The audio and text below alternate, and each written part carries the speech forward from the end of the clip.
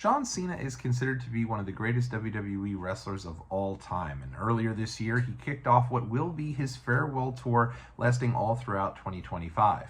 So to celebrate, here on the Watch Along Wrestling YouTube channel, we're going to be going back and looking at some of John's greatest matches all year long. It's going to be a lot of fun, and I'm really excited about it, and I welcome you to join me on this journey. So before we get started, I figured let's go back and take a look at one of John's greatest in-ring years ever, 2007. Ladies and gentlemen. What's up, world? It's your boy Tommy on the spot for Watch Along Wrestling. It is so great to be back here with each and every one of you. And you know, when you think back to the greatest 1 year on pay-per-view for a WWE superstar, maybe you think back to 1993 for Bret Hart, or perhaps 2000 for Triple H, maybe 2016 for AJ Styles. But I'm willing to bet that if I asked a lot of folks who they thought had the greatest in-ring career for a particular year in WWE, 2007 for John Cena would be the year that you heard a lot. And it's kind of crazy because he didn't even last the full year. While John had 11 pay-per-view matches, his year was cut short. That's when he kind of went out with an injury and didn't return until the Royal Rumble 2008, as he did in grand fashion. But 2007 is really the year that I think John Cena came into his own as a performer. Sure, he won his first title back in 2005 in terms of the World Championship, but he was still kind of coming out of that Dr. of Thuganomics character. 2005, he's still pretty involved in that character. 2006 is when he transitions out of it, and 2007 is when I feel he really comes into his own as a main eventer. Now, folks my age and from my generation may not have loved this, right? John had a very long reign throughout 2007 and honestly went past a lot of major names that folks wanted to see be pushed to that next level throughout the year. But I thought it would be fun to really go back and take a deep dive through 2007 for John Cena and look at all of his pay-per-view matches, ranking them from the worst to the best. Now, I've done this a few times for particular pay-per-view years, and don't worry, yes, we're going to get to the Royal Rumble here in the next coming weeks here, looking at all the main events in Rumble history, but I thought I'd do something a little bit different and add a little bit of a John Cena tinge to the year. Obviously, John's wrapping up his in-ring career here in 2025, and so I thought it would be fun to kind of do it along with him. Go back, look at his Royal Rumble history, look at his WrestleMania history. But what better way to get started by looking at what is possibly his greatest in-ring year ever back in 2007. Now, what's really crazy about this is as we get through these pay-per-view matches, you'll notice once we get to like the top 5, 6, or 7, they're all really good matches. He had some solid matches that I do think that if you go back and do a rewatch like I've done, you'd really go ahead and get a chance to really appreciate them. If you're a fan like me, you were probably hoping John Cena lost the title to the likes of Umaga, Bobby Lashley, Randy Orton, or heck, maybe the Great Khali. But I think that if you go back now, with hindsight being what it was, you really get to appreciate him as a performer. In 2007, he goes from the Dr. of Thuganomics to like a really intense guy that belonged on the top of the roster. And it felt like he really, in-ring wise, really came into his own. I think a lot of his matches prior to 2007 that were really good were all with super workers, guys like Kurt Angle, guys like Triple H, who were on the top of the cards. Whereas I do think Eddie Guerrero, if you even go back further to when he wasn't a main eventer yet, he had a lot of really good wrestlers who were in there with him and who made him look like $1 million. But in 2007, I think he really comes into his own here, and this is such a versatile year. If you look at it, he's not only having great matches with Shawn Michaels, he's also in there with the likes of the Great Khali, Umaga, having legitimate brawls. And so this was a lot of fun to go back and take a look at this. And what the crazy part about it is, I'm not sure, I don't believe John Cena's best match took place on pay-per-view. I'm only going to rank the main events from pay-per-view, but don't worry, I will throw in some honorable mentions from 2007 toward the end of this video you can go back and check out that were TV matches on the likes of Monday Night Raw. But until then, let's dive right in here now to our pay-per-view main events as we look at ranking these from the worst to the best. And if it's your first time ever checking out a ranking here on my channel, let me talk through some of the pieces that I think really kind of go into the criteria that I use when looking at these matches on. Number one, first and foremost, personal enjoyment. Let's not kid ourselves, right? It's the Watch Along Wrestling YouTube channel. Certainly, I'm looking back not only at the match itself, but also at the historical significance of the match. And I probably lean a little storyline heavy, more so than in-ring work. But of course, I love a good in-ring match just as much as the next guy or gal. Make sense? All right, let's dive right in now. We'll start with number 11, and we'll go to Unforgiven 2007, John Cena versus Randy Orton. If you had the Great Khali finishing at the end of this countdown in your pool, well, you are wrong. Because this match here between John Cena and Randy Orton is a letdown. As a matter of fact, Unforgiven 2007, a letdown. Tons of really random matches thrown together here post SummerSlam for WWE in 2007. The other main event here, the other championship match, is under 10 minutes, and this match is under 8 minutes. So you have a rematch of a really hot match from SummerSlam where it was John Cena versus Randy Orton, and I thought they absolutely killed it. We'll get to that later in our countdown. But there was a lot of excitement around that to see if WWE would continue to perhaps maybe go with Randy Orton. And this was still, believe it or not, I know in 2025, it's hard to think about John Cena and Randy Orton being a hot new match, but I'm telling you, back in 2007, it really was. They had been kind of separated for the most part throughout their careers up until this point, at least from a one-on-one perspective. So it was still a hot match that people were looking forward to, and they just blew it here. The match doesn't even main event the show. The main event is Undertaker versus Mark Henry, which I guess was kind of, you know, Undertaker, I think himself was always someone you could throw in the main events. I don't know how hot that particular match was, but really disappointing stuff here. And I think it just goes back to the fact that WWE has so many pay-per-views. You think about it, I mentioned that John Cena was in 11 pay-per-views. There were still an additional 3 pay-per-views after he had left. So 14 different pay-per-views, far too many. They were still trying to do far too many different events. And I think from 2005 to 2007, WWE just had far too many events, and they thankfully would cut those down here as the years continued, but it would take a little while until they did, and I think that's where the victim was here. Clearly WWE had an end goal. It was going to be Randy Orton versus John Cena, last man standing at No Mercy. Of course, Cena ends up getting hurt on October 1st, so they never get a chance to fully blow off this feud. And I'll never forget, it was my birthday the weekend of the No Mercy pay-per-view, and it was coming right off a really hot Raw, and they did a good job of, you know, Cena's injured. They did a good job of really not letting you know what they were going to do with the title. And that No Mercy 2007 show, I think, is really well done, but unfortunately, it does not have John Cena, and we never really got the conclusion of this really strong, in my opinion, world title reign for Cena. So that in and of itself is pretty disappointing, but in particular, this match from Unforgiven on the bottom of our countdown, and if you go check it out, you will absolutely agree with me, I have no doubt. Under 8 minutes, a DQ finish, lame. Number 10, John Cena versus the Great Khali from Judgment Day 2007. All right, so we didn't go too high for the Great Khali matches here, but I'm telling you that at some point, WWE had actually done a good job introducing the Great Khali and building him up as a legitimately dominant force. You go back and you watch the Rumble 2007, he comes in there and he's just destroying guys. And he was protected to a perspective that he wasn't really having long matches. He'd just kind of go in there, his offense was very limited, you know, he'd chop someone on the head, he'd crush their head, and that'd pretty much be it.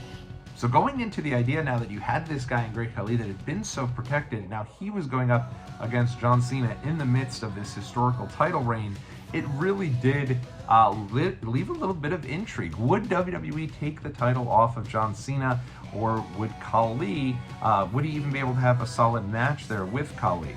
Match itself here, listen, it's not an incredible match, but it's kept relatively short, and they actually managed to get 2 pay-per-views out of Khali and John Cena. This is, in my opinion, the worst of the 2. It's a regular kind of standard in-ring match, and honestly, Khali is on offense for most of the match. So it's by no means a great in-ring match, but I do think they did a good job in building up Khali to where there was a legitimate amount of intrigue. And, you know, again, you go back to how many pay-per-views there were. Between WrestleMania and SummerSlam, we had to get through 5 different pay-per-views going from Mania to SummerSlam. That is far too many.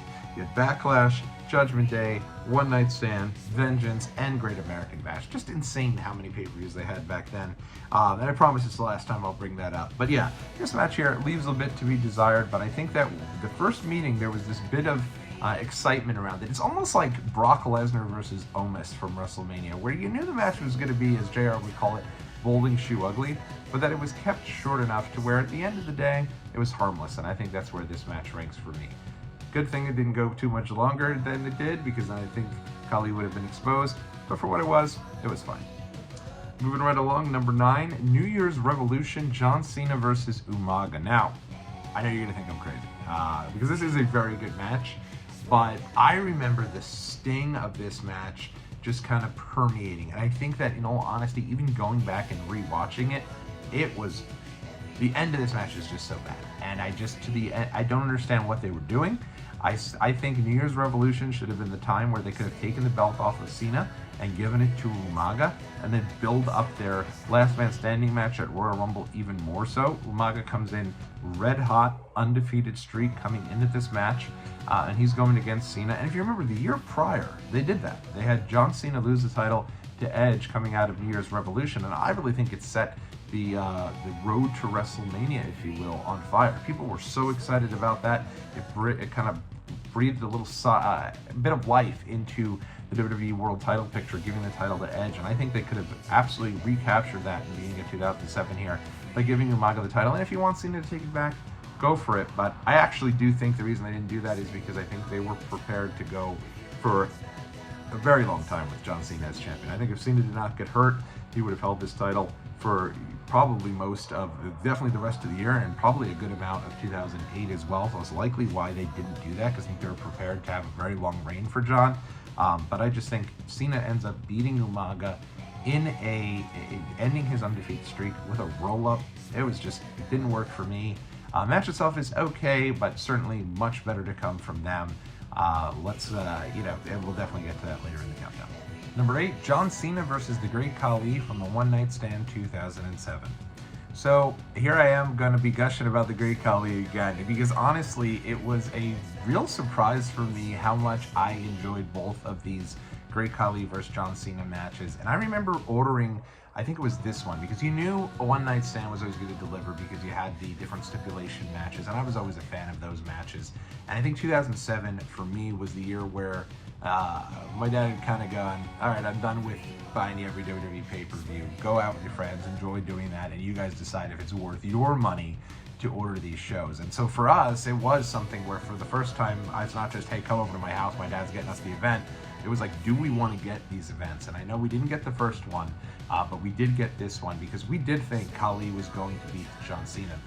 The idea here of this being Falls Count Anywhere after Khali had tapped out to the STFU added a bit of intrigue, and honestly, they have a fun match. They go all throughout outside of the ring, and the finish here is pretty insane. I remember just being like blown away by it. Cena hits the FU off of Khali, up by the entrance ramp, down to the arena floor, and that's the end of the match. And it's pretty incredible. I was surprised Khali took such a big bump. He wasn't taking very many, if any, bumps at the time. And I was also surprised Cena can get Khali up. Not because I knew he can get big guys up. He'd done it for Big Show so many times.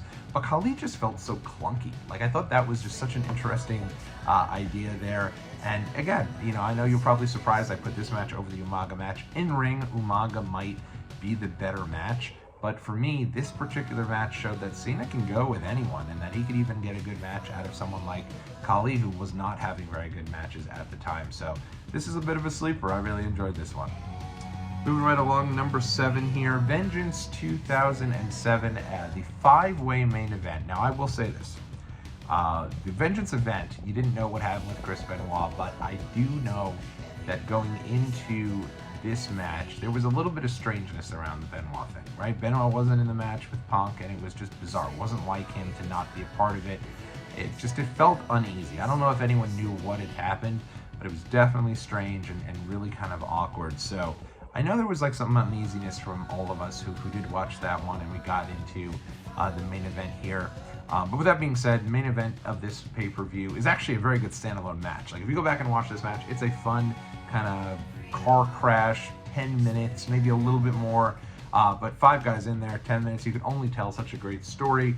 You had John Cena defending the World Heavyweight Championship again against the likes of Bobby Lashley, Randy Orton, King Booker, and Mick Foley. That's right, Mick Foley is randomly in this match. So if you remember Foley's star-making performance for Randy Orton in 2004, his star-making performance for Edge in 2006, and you thought that was the end of his in-ring career. Oh, no, no, no. Mick Foley is in the world title match at this random Vengeance Night of Champions show, and honestly looked great. I mean, the addition of Mick, I think, takes this up a notch, but Mick does take the fall here, and I guess it makes a certain amount of sense. You had kind of the rest of the crew to build around. Obviously, Lashley was kind of on the rise. Orton was going to be the next person for John Cena to go. Well, Orton and Lashley both were going to be the next two challengers for Cena. And then you had, obviously, King Booker still coming off his very hot character. So there's a lot more for the other three guys in the match, and I recognize that. But it was a little sad to see Mick take the fall here. But an interesting idea to see Mick in there with John Cena. For anything else other than historical purposes, you probably don't think about Mick Foley in a match with John Cena, let alone a pay-per-view main event. But here we are.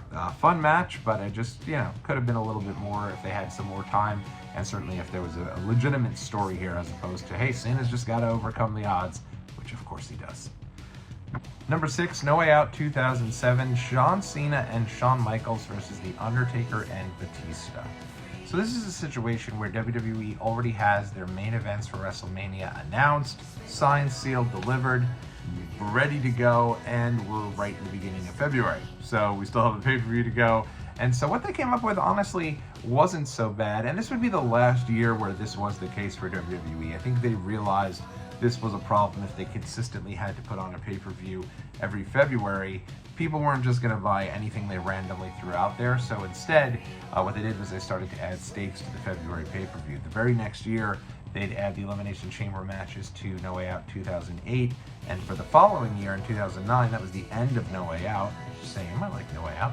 And you'd have now the Elimination Chamber taking its place, which is a lot better. Now when the Rumble ends, you start to think about who's going to be in the Elimination Chamber. I think it makes a really fun, kind of winding road to WrestleMania.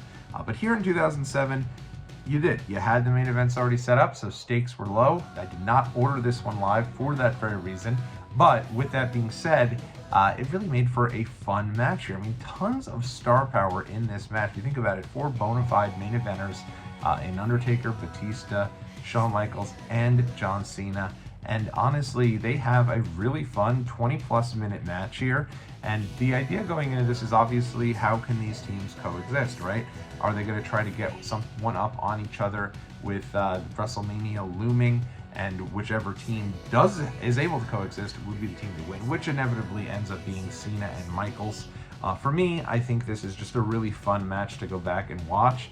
But I do think the reason why it's below and just outside of the top 5 is just a lack of stakes. There wasn't anything on the line here. Nobody got anything if they won. They should have threw something. I don't know what they could have figured out, but they should have really thrown something on the winner of this match. But instead, it's kind of a throwaway tag team match on a throwaway pay-per-view right before WrestleMania. Number 5, SummerSlam 2007, John Cena versus Randy Orton. It is the first one-on-one encounter between John Cena and Randy Orton on a pay-per-view, and this one I was here live for. I was all excited to be there.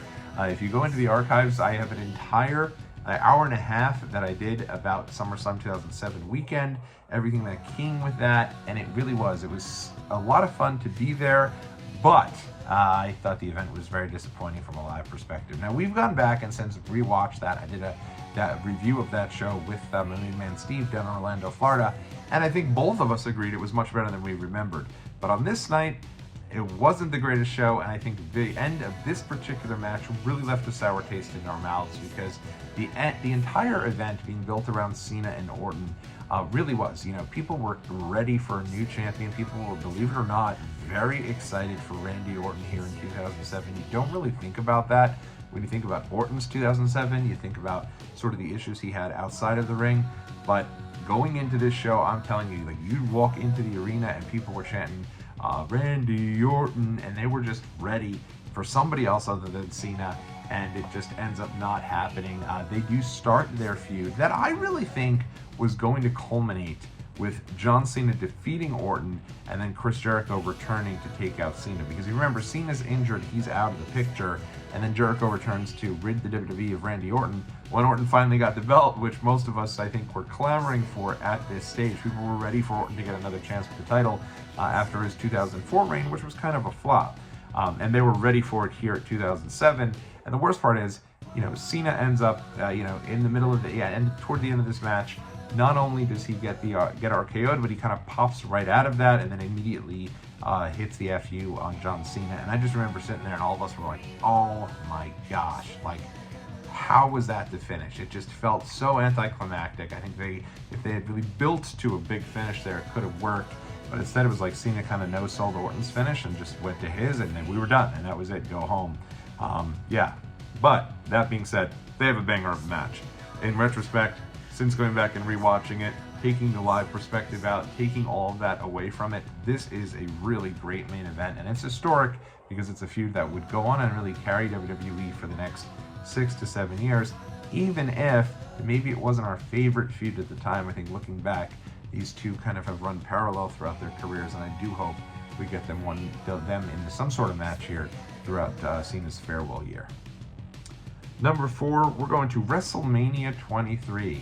I know this is probably a surprise to see this match ranked here. This is a very good match. It is John Cena versus Shawn Michaels. Honestly, it's a great main event, and it really puts a nice bow on one of the more underrated and underappreciated WrestleManias. I think if I went and I ranked all of my Manias, I think this would certainly be in my top 15, maybe even my top 10.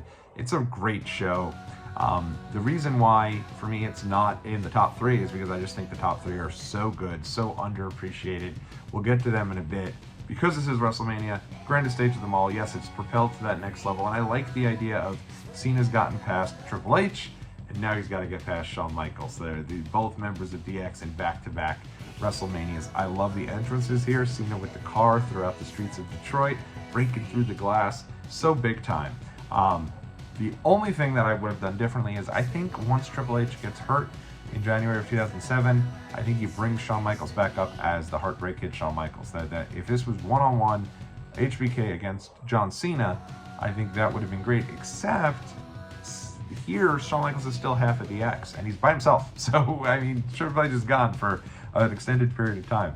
So I really think they did themselves a disservice by still having him come out. I mean, he comes out to the DX theme as his entrance theme for WrestleMania 23, and that just feels really weird. It feels like he's the half of a tag team as opposed to a top guy like he should have been. No doubt about this finish either. You knew Cena was going to win going out of this. This was kind of his stamp on it.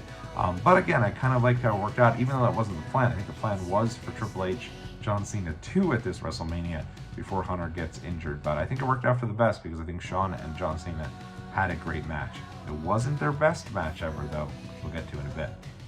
Moving right along here, number 3, Great American Bash 2007, John Cena versus Bobby Lashley. You're probably a little surprised to see this so high on the list. I am telling you, this match is incredible. It is a 15-minute, outstanding match. And I'll tell you, if there was anyone I wasn't a fan of back in 2007, it was Bobby Lashley. This guy was thrown down onto our screen. I mean, he was there for about 2 years before he started fully getting this push here that he got in 2007, but he was not ready for it. He was awful on the mic. He was bland. His personality green as can be, but he was a hell of an athlete. And I think if they had bottled some of that up and given him a good, kind of a good manager of some sort, tough to do as a babyface, and I realized that, I think it would have done him wonders. This match, though, it really felt like the unstoppable force versus the immovable object. You felt like here Cena's kind of now run through everyone, and he's having this historic reign. But then on the other side of things, here's Bobby Lashley, who's also run through everybody. He's kind of, you could tell, the hand-picked new guy for WWE. They put the ECW brand on his shoulders. They give him the big match, Trump versus McMahon. Granted, he is not the focal point of that match. I think it's much more those two and also Stone Cold. But that being said, he was clearly someone WWE saw a lot in. So this was one where you really thought maybe they'd go with Cena, and this is Lashley over Cena, and this is kind of the epic that they should have done. Really, the finish here should have been the way they went with Orton as well, but instead they didn't do that. But in this match they did. It's kind of good back and forth stuff, and at the end Cena just outlasts him, but then he really puts him over at the end. He shakes his hand, and this for me, I remember going, okay, you know what? Maybe I was wrong. Lashley could be a guy for WWE. I think he really, after this match was set for success, and they could have gone to the moon with him. He could have been a bona fide main eventer for WWE for the years to come, and ends up being his last pay-per-view match, which is unfortunate, but he leaves the company in the months to come. And this is the last we see of Lashley in a pay-per-view until 2018, some 11 years later. What could have been? All right, we've come to our top 2. I went back and forth on this 100 times. Matter of fact, I went the whole top 5. I kind of barreled back and forth. I couldn't figure out where to place them. I think they're all really good, man. And I understand why John Cena's 2007 gets so much hype here. All right, let's get into it. Number 2, Royal Rumble, last man standing match. John Cena versus Umaga. This match is amazing. It is so good. It is how they should have booked Umaga from the start. And they should have had him have his undefeated streak, and he should have entered this match. I'll say it till the end of my days. Umaga should have entered this match as the world champion going up against John Cena. Cena's last chance to get that title back and to overcome Umaga. And I think that's one of the reasons I dislike the New Year's Revolution match so much, because while that is a solid match, I think if you had had this be undefeated Umaga against John Cena, and this was the big match you had, and then this was the match they gave us, it would have been even more. It doesn't take anything away from the match. They go nuts. They have these incredible, they go all over. They have this incredible spot where Umaga lays Cena down on the table and he runs on the other tables through the announce table. Just amazing. And it was such a good spot. And every time you thought Cena had him, you had Umaga get back up until Cena just completely lost it. Didn't know what else to do. And so he ends up getting the turnbuckle that had been kind of taken out, and he has the entire turnbuckle, and he uses the rope and the turnbuckle to pull back for the STFU, and that is how he gets the win over Umaga. It is a bloody match, and to me, the reason why this year is seen in such a high regard is because of this match kicking off the year. Yes, I know he had one match prior, but this is really the first match. That's why you don't do so many pay-per-views, right? If this was the first match of it, the year would be perfect. But I think the reason why we remember this so fondly is because such a great match like this one here. Star-making performance for Cena. It really showed Cena can raise his game to a higher level, and an absolute star-making performance for Umaga. Umaga ends up getting the big spot there with Lashley, the millionaire match between Trump and McMahon. So he does get a big spot at WrestleMania, but never went fully all the way with Umaga, and I definitely think they certainly could have, and they could have done it here. They could have done it at New Year's Revolution. It's a shame they didn't go all the way, though. I think he was just an unbelievable performer and played this role to perfection. Before we get to our number 1, let's talk about a couple of honorable mentions. Again, these matches were not pay-per-view matches for John Cena, which is what we're doing here for 2007, but instead were some matches from Raw that I really do think are worth checking out. We're going to go actually to January 1st, 2007, the first Raw of the year, and they built up a pretty big match for the time, as it was John Cena versus Kevin Federline. That's right, K-Fed. And no, this match isn't even a match. It's more of a segment than anything else. But believe it or not, I thought the use of Kevin Federline in WWE was really well done. He gave 110% to this. He clearly took it very serious, and he was an absolutely hated heel. He was kind of Logan Paul before Logan Paul existed.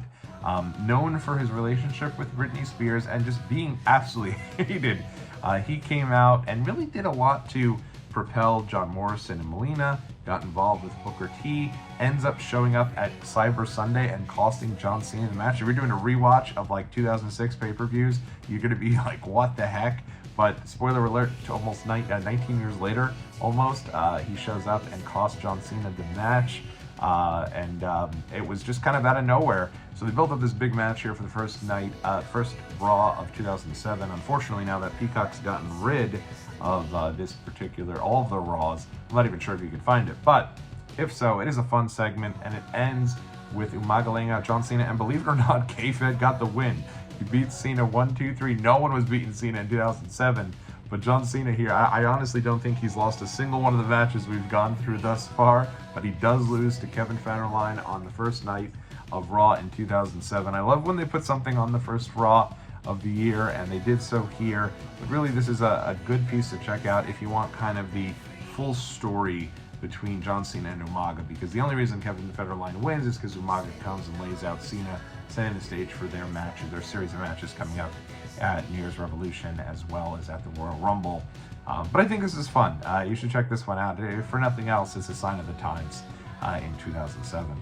Next up on our list, we talked about the match earlier between John Cena and Shawn Michaels versus The Undertaker and Batista. They actually bring this back. They run it back a second time on the final Raw before WrestleMania, and it's a really great match, a really fun match. I wouldn't say it's great, but it's a fun match to kind of go back, and you can really see the tensions continuing to boil with the 2 WrestleMania main events. But clearly they set those matches up way beforehand and needed to figure out new and unique ways to continue to build them up towards WrestleMania. But I was able to check this out when I was doing kind of my rewatch of getting ready for WrestleMania when I did my piece with Alex and Randy Turco last year. Alex Royer from the Talking Taker podcast and Randy Turco, who was at WrestleMania 23, right? We went through that show, and I did go back and watch this one beforehand. It's pretty good. Go check it out. And of course, in my opinion, a match that is better than any of the matches we've spoken about thus far, John Cena versus Shawn Michaels from the Monday Night Raw in London, England. It is so good. I highly recommend, if you've never seen it, to go check out. It is such a good match because they don't let you know it's the main event. As a matter of fact, there's a match that's advertised for the main event that never takes place between Edge and Randy Orton. I think because Orton was sent home early from the trip. He had messed up a hotel room or something like that. So instead, Cena and Michaels go almost a full hour, and it's such a great back and forth match. And while Cena hasn't lost any of these matches we've spoken about thus far, he does lose this one, and it's he loses clean, and it's just both guys exasperated. Sweet chin music. Cena falls, Michaels falls on top of him. 1, 2, 3, great finish. One of the greatest matches in Raw history, in my opinion. Cena's best match in 2007, and I wanted to find a way to intertwine it, so that's why I threw in these honorable mentions, because you can't talk about John Cena 2007 without mentioning this match on Raw, which I do think is his greatest match of the year. But his greatest pay-per-view match is our number 1, Backlash 2007, John Cena versus Shawn Michaels versus Edge versus Randy Orton, and my gosh, is this a great match. This match here is this in my opinion might be the greatest Fatal 4-Way of all time. I know that's big things to be said, but one of the things I love about it is you don't have a lot of downtime. All 4 guys are kind of in that ring for most of the match, and it feels almost like, you know, you watch a lot of these matches and you have one guy get taken out, and then it's kind of a one-on-one match, and maybe the other guys come back at some point. This really felt like just 4 guys going at it. It's such a great match. I actually have done a full-length rewatch of this show earlier last year with Alex Dorio, who went to this show live and was able to talk through some of this match. And for me, I mean, great pay-per-view. This also has the last man standing match between Undertaker and Batista.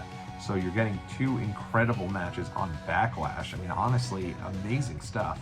And in all honesty, Cena does get the win here, but he gets the win kind of last second. A bunch of different finishers take place, and Cena gets the win just before I think it was Michaels leaps and tries to separate out the pinfall. But at the end of the day, Cena wins. He retains, and just really great stuff. You know, it's the best match of his year on pay-per-view for me, and I think that it still holds the test of time. And I think it really shows, you know, kind of that Orton was ready for that next level, that Edge was here to stay in the main event picture, and at the same time, you have Shawn Michaels and Cena concluding their great rivalry from 2007 that really started in March and then went all the way through April. So they got a good solid 2 months of their story being told throughout this match. So I love this, and it's a huge part of Cena's 2007.